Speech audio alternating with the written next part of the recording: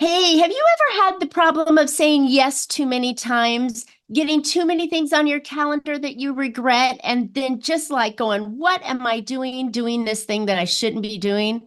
Well, you need to check out our podcast on Profit with a Plan. I've got Sheryl Green, who's going to teach us the power of saying no.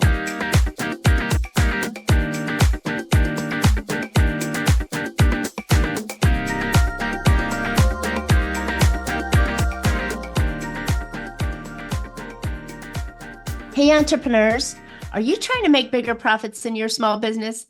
If you're like most of us business owners, increasing your profitability is always on your mind, and you're probably looking for ways to grow your revenue while growing your company. Well, you found a podcast that shares ideas to help you do just that. I'm Marcia Riner, known as the Profit Booster, and I'm a business growth strategist. I've helped tons of small business owners to establish and implement a tangible plan that guarantees increased profitability, guide your growth, and plans for your future exit. Because building a highly profitable and sale-ready business creates a win-win scenario. That's more money now and a windfall when it's time to let go. And I want to share strategies that I've learned with you on today's Profit with a Plan podcast. But before we get started, I have something special to share with you, my podcast audience. If you ever wanted to supercharge your business, avoid profit plateaus, operational headaches, or growth roadblocks, well, I've created a brand new Profit Booster playbook just for you. You'll uncover 3 essential strategies and a quick way to take action on them. Now, this is not just a single-page report. It's filled with impactful strategies, actionable steps, and expert guidance to elevate your profits. Go download my playbook for free at boostingprofit.com. All right, I'm excited to have my guest on the show today, Sheryl Green. Sheryl has taken the people-pleasing to Olympic levels. For decades, she's put everybody else's needs above her own until she hit a metaphorical brick wall. After committing to one too many responsibilities, Sheryl's discovered the importance of boundaries. Okay, she actually discovered that boundaries were even a thing. And now she works with individuals and organizations to establish healthy boundaries to improve their relationships, communication, and well-being. Sheryl is the author of 6 books, which is amazing. And she's earned her master's degree in forensic psychology, but decided to, against her days of being studying the criminal minds, and went to work in the mental health, customer service, and public relations area. She brings a unique experience and insights to everybody. So, Sheryl, welcome to Profit with a Plan podcast. Thank you so much for having me. Absolutely. Okay, so I loved your intro and getting to know you a little bit. And you had this, like, I want to go into criminal, I want to be an FBI kind of guy or gal and do some really cool stuff. But really, what was that big thing that finally got you into this space of helping people to manage their boundaries? Yeah, so about 4 years ago now, COVID hit. We all felt that, and all of my clients disappeared overnight. Every single one of them. Just I do content writing, and apparently they didn't see the need for that in the middle of a pandemic or at the beginning of one. So I had been volunteering for years at an animal rescue, and the founder kept asking me to come work full time. And when all my clients disappeared, I said, okay. And I completely switched gears. I went and I worked full time for this animal rescue, which was always a passion project of mine. And then my clients started coming back.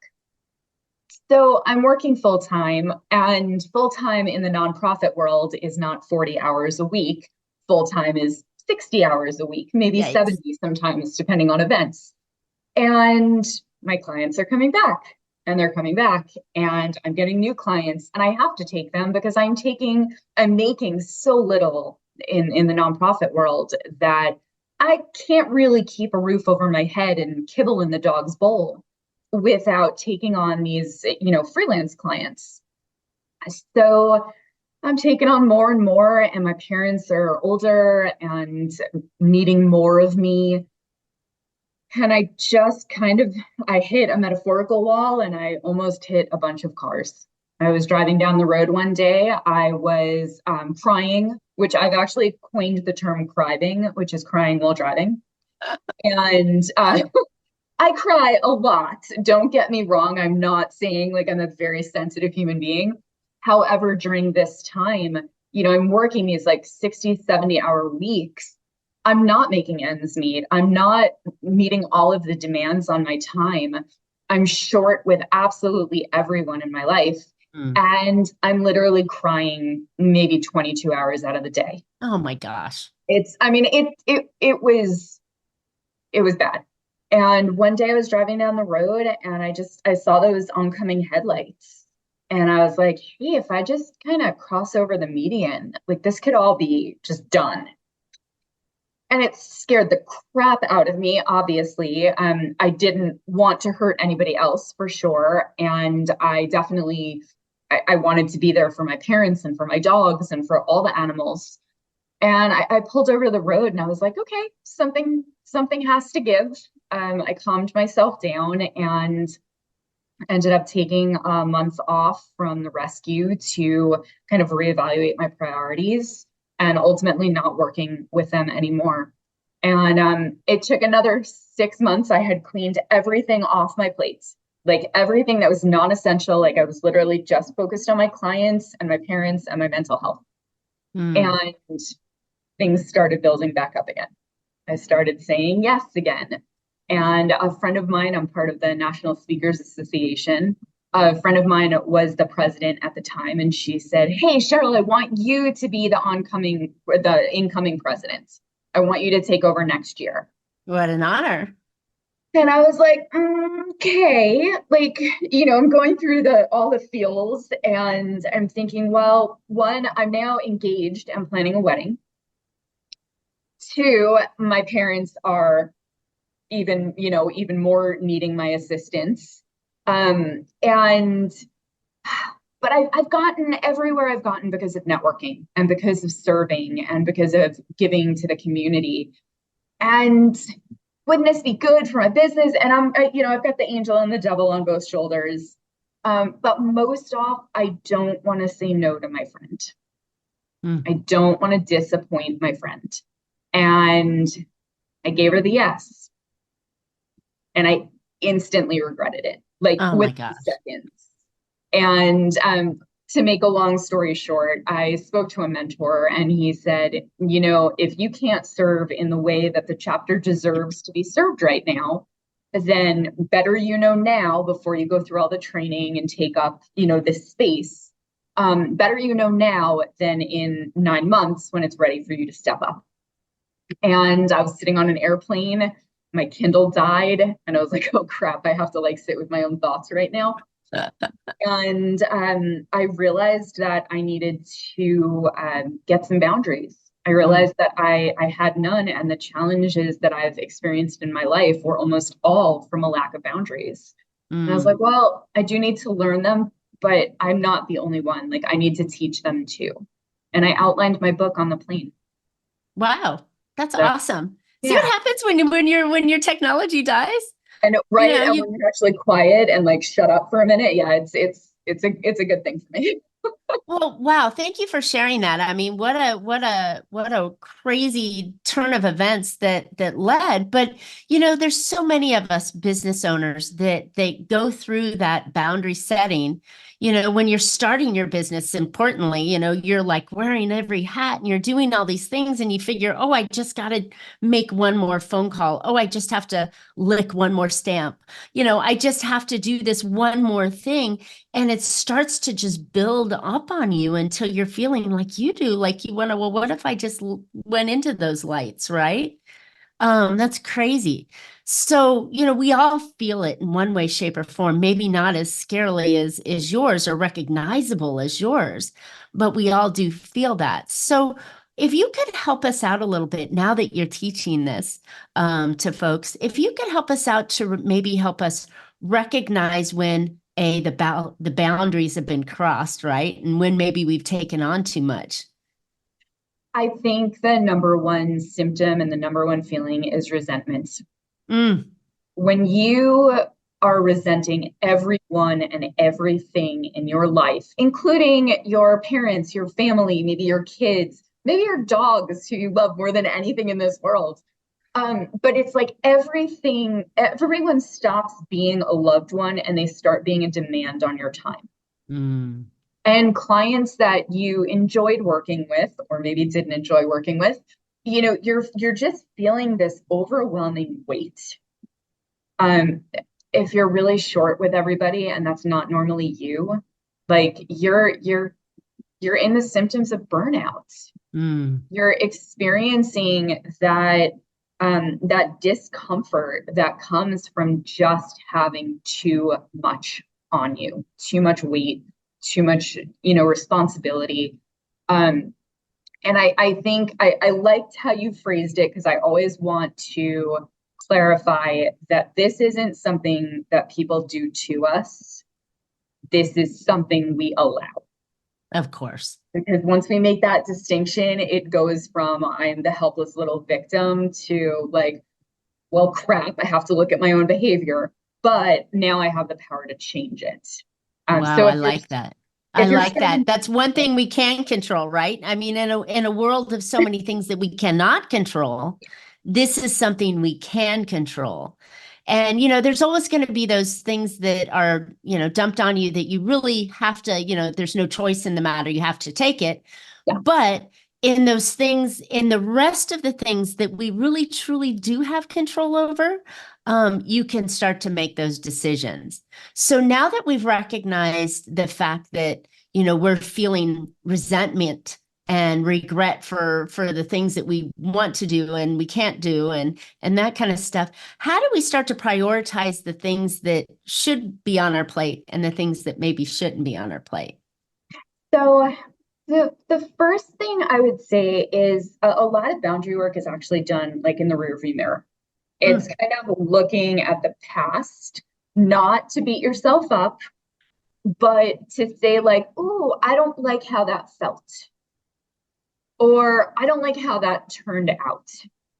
Because a lot of times, like if you're brand new to boundary work and you're brand new to even understanding the concept of boundaries, which I think a lot of people really truly are. It's not something we're taught in school and we learn and just, have in our lifestyle all the time. We're usually just, especially ladies, they're just loading it on.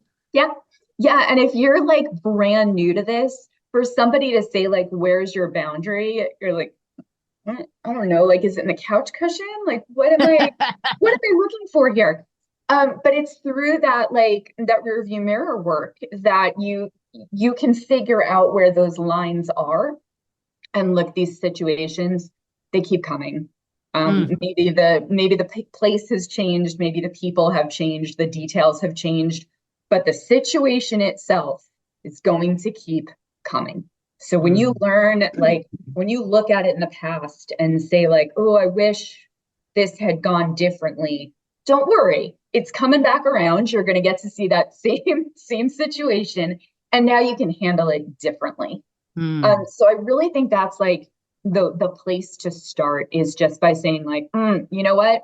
I remember like getting that icky feeling, like I have to go like, shower after this situation occurred. Like, what happened? And I found a boundary. I like that. I like that, because history does repeat itself.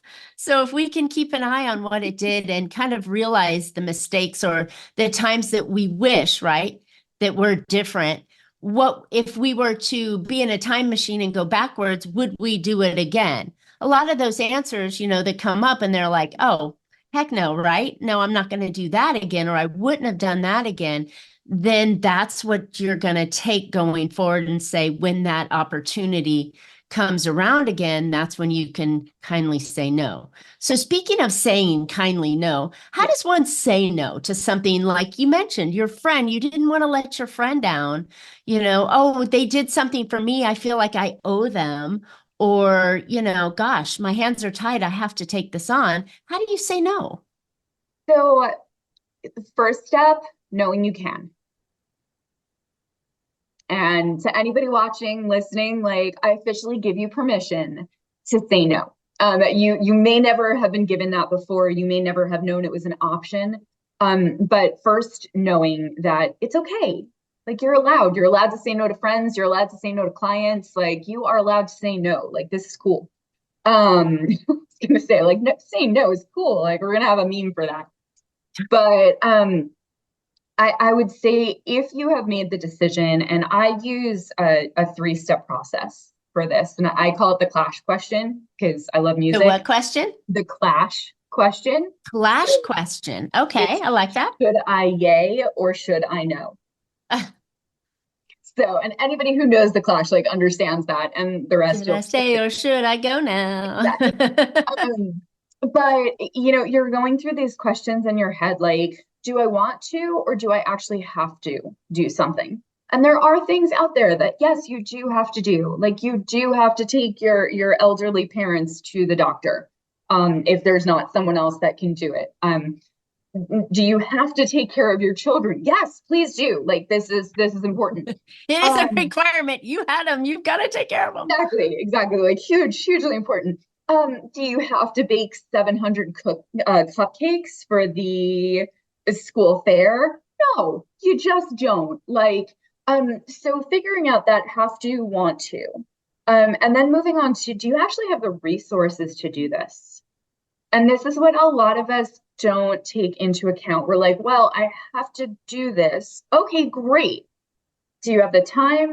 Do you have the money? Do you have the energy? Do you have the mental bandwidth to take on whatever this is? And first of all, that is an incredible set of questions to ask yourself for anything that you need to do. Do I have the time, money, energy, and bandwidth to take this new project on, this new hire on, this new client on? Those are really important questions that we want to ask ourselves, because I don't know about you, but with me, I want to do the best I can do, right? And if I'm going to do kind of a half-assed job, well, then it's going to make me look bad. My client or customer may not want to come back on it. And then, so I love the fact that you really set those boundary questions in place first, and to ask yourself with every opportunity. Yeah. I think brilliant. If you like that, you'll love the next one. Because the next one is like, time is finite. And I'm not getting into like theories of relativity here. I'm not smart enough to talk about that. But like time is finite. Money, yes, you can always go make more, great to have that mindset. However, for the most part, you're working within a fixed amount. Your energy, your brain power is all finite. And if you allocate to this new project, opportunity, helping someone, whatever it may be, you're taken away from something else. Something's got to give. Yeah, we're not all just sitting around like waiting for, something else to like, oh, I'm waiting. Yay. We're taking away from something else. And if you're not willing to give up whatever that is, maybe it's time sitting on the couch watching Netflix. Maybe it's taking your kid to their baseball game. Maybe it's taking on a new client. Maybe it's starting a new project or a new business, whatever it is. If you're not willing to give that up, then your answer is no. And if you look at all of these together, and I'll use what's it called? Never mind. The diagram I use, if you have a no to any one of these things, you can't do it. So it kind of puts this like instant framework into your head of like, well, yeah, I want to or I have to, but I can't. I think there's another party involved here too, because if you have a spouse or partner, or if you have kids, or your dog, your fur baby, right?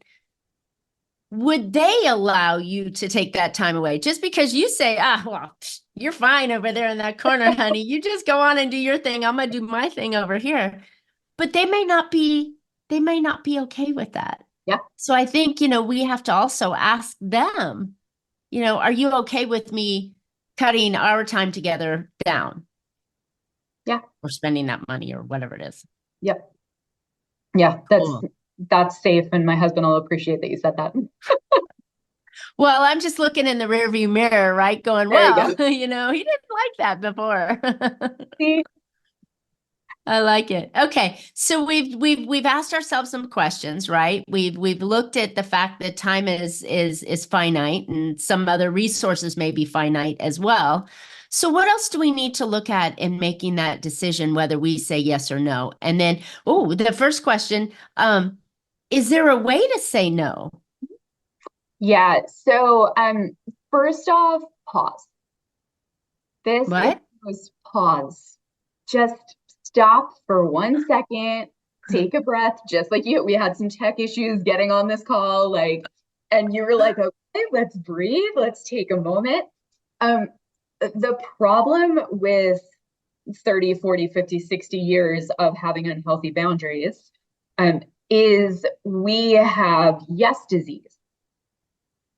And before, Yes, disease. yeah, Yes, we do. yes, we do. Sure. Before someone has even finished asking you their favor, you have already, sorry for the graphics here. Some people think they're hilarious, some people don't. You're already vomiting out yes.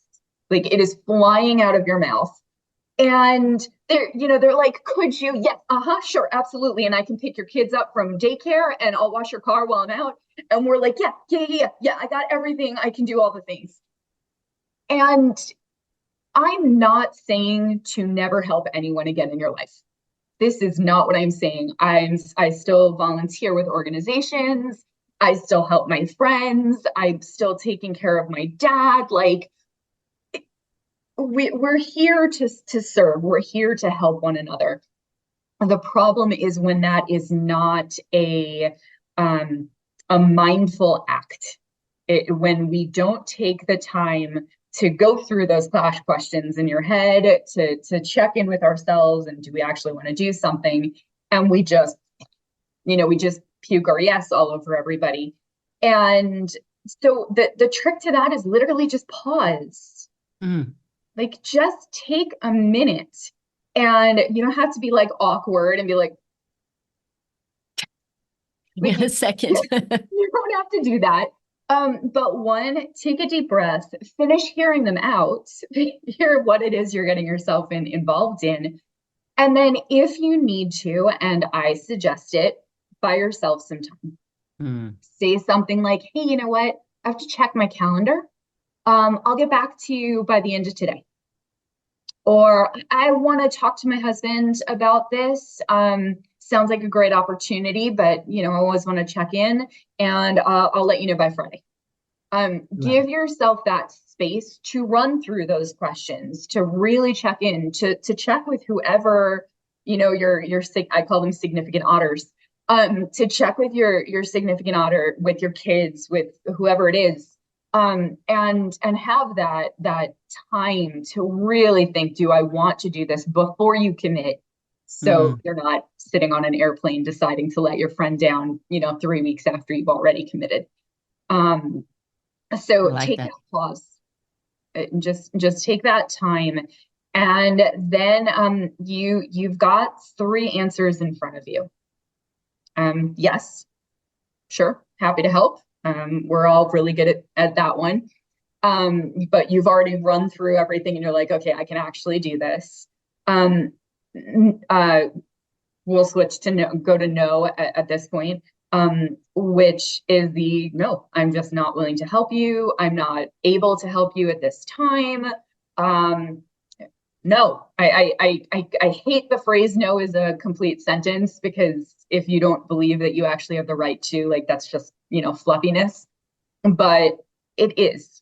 And there's a lot. But it's funny, I can also still hear how your people pleaser comes out of you, and it's difficult for you to say no, which a lot of us have that same problem. It's like, well, no. So let me tell you why no. Here's this long laundry list of why no's. All you had to do was say no. Yeah. Sorry. Yeah. There's some people in your life that no really isn't enough. If it's your best friend and they need something from you, just saying no is a little harsh. It's not necessary. Maybe there really is a reason that you can't or won't. And you want to give that to them because the relationship kind of warrants it. From my single days, a guy comes up to you in a bar and wants to buy you a drink. No is sufficient. That is plenty. Just gosh, and we're done. So you've got yes, you've got no, and then you've got yes and. And I like to call this the improv answer, because if you're familiar with improv, they use yes and to move a scene along. Sometimes you do want to help, you just can't or won't help in the way that they want. And it's okay at this point to put your own conditions on it. I like that. Yes, I would be happy to babysit your child. However, I'm not available on Tuesday. I could take them on Wednesday. Yes, I'm happy to lend you money, but $10,000 is a little bit much. I could give you $1,000 right now if that would help you. So you're kind of just shifting the ask. And at this point, like, you've done your job, you've given them an answer, and now they have the opportunity to say, like, that's awesome. Wednesday would be great. I'll just move my hair appointment, whatever it is, like, great, thank you. Or, you know what, that doesn't work for me. I appreciate you, but I'm going to have to find someone else. So it puts the honest back on them to, like, okay, they can't help me in the way I want or need to be helped. So I'll go find someone else, or I'll rearrange my schedule. So, whatever it may be.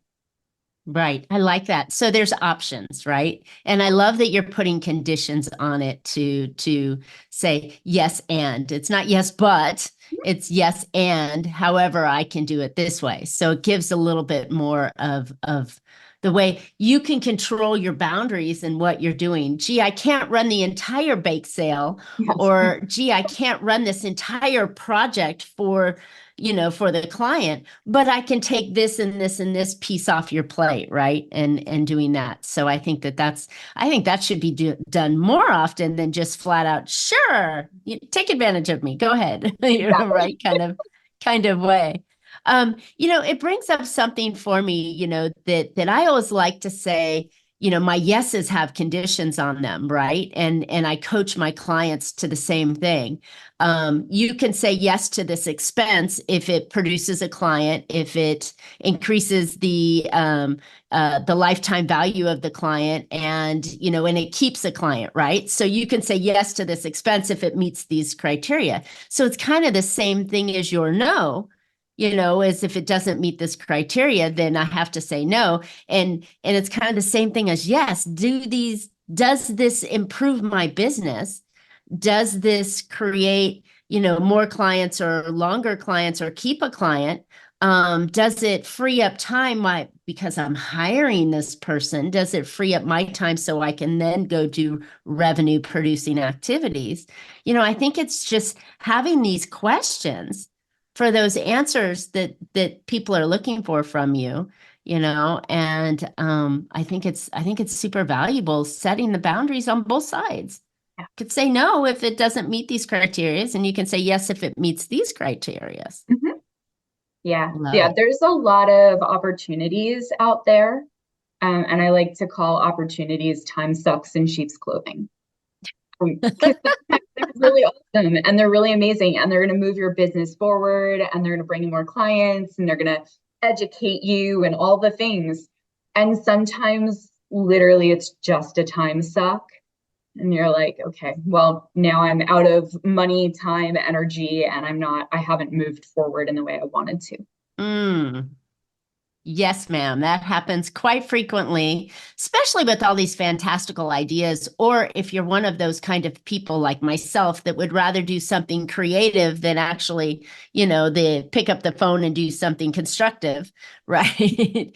Those kind of things definitely can do that. But sheep's clothing, yeah, they are. There's a lot of them. There's a lot of them. All right. So this has been really great. Sheryl, you've given us some really good ideas. You've given us some really good ways of kind of working through those boundaries that we have in there. And I love the fact that you started this all off with the point that's saying, you have the right to do this.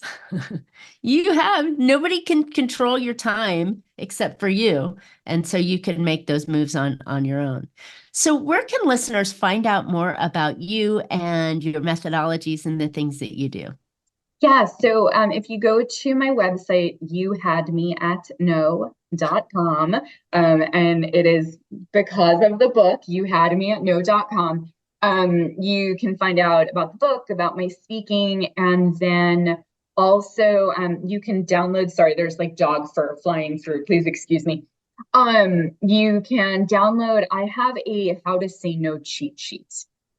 And a lot of people, just like you asked, how do I say no? And it's easier to have some sentence starters ready for you.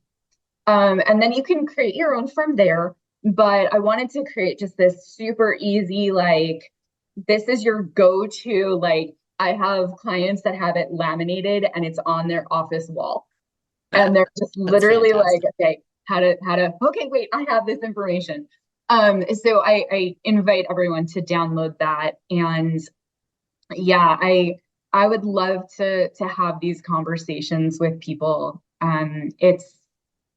It's something that was never talked about, unfortunately, in a lot of people's childhoods, yes. And it's time. It's time we have these conversations. It's time we start making our own priorities a priority. Love it. So very important and so very valuable. I love the idea that your clients have laminated it and put it up on their wall as a reminder of the things the boundaries that we should have. And especially in business, we're inundated with, oh, I got to do this, or people coming in and going, can you do this for me? Right? Instead of owning your own time and your calendar and getting the objectives that you have to achieve, as well as the objectives that your team and the people around you have to achieve. So having that power to be able to say no and yes to the things, or yes and to the things that are incredibly important to move your own personal life, as well as your business life forward. So I love that. All right, listeners, I hope you found a couple ideas to put into your business that will make you be more profitable. I know that this skill set of being able to say yes and no at the appropriate times for you to be able to really thrive and take your business and your life to a new level. As I mentioned, how would you like to supercharge your business? Go ahead and download my new Profit Booster Playbook, packed with 3 profitable strategies and actionable steps that you can take to make 2024 your most profitable year ever. Go grab it for free at boostingprofit.com. And Sheryl, I would love to hear the one no that changed your life, or maybe the one yes that changed your life. Hit us up in the comments and tell us what that answer was or why you said that answer and how it changed your life. We would love to hear your stories on that, and we'll comment back for you. And while you're at it, please subscribe. You don't want to miss future shows. As always, you can catch Profit with a Plan on any of your favorite podcast players. We're looking forward to more great profitable information on next week's show. So until then, make your plans and profit with them. Thanks, Sheryl. Thank you.